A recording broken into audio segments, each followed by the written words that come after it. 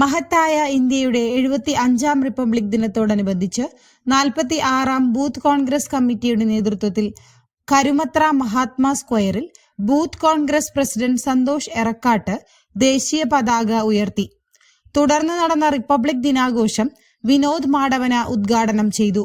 ഭാരവാഹികളായ Alphonsa Francis, NM Vineesh, AA Basheer, KS Srinivasan, VU Nisar, TA Chacko, PV Varghese, AB Ashiq, KJ Ajon, MV Immanuel, ES Karthik തുടങ്ങിയവർ പങ്കെടുത്തു. ഇന്ത്യയുടെ 75ാം റിപ്പബ്ലിക് ദിനം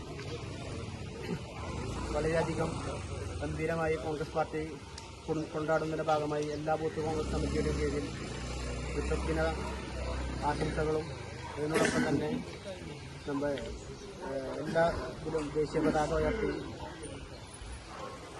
ആചരിക്കുന്നതിൻ്റെ ഭാഗമായി കരുമത്ര 46ാം ബൂത്ത് കോൺഗ്രസ് കമ്മിറ്റിയുടെ ആഹ്വാനപ്രകാരം ഇവിടെ പരിപാടിക്ക് ഔദ്യോഗികമായ ഉദ്ഘാടനത്തിന് വേണ്ടി വാർഡ് കോൺഗ്രസ് കമ്മിറ്റിയുടെ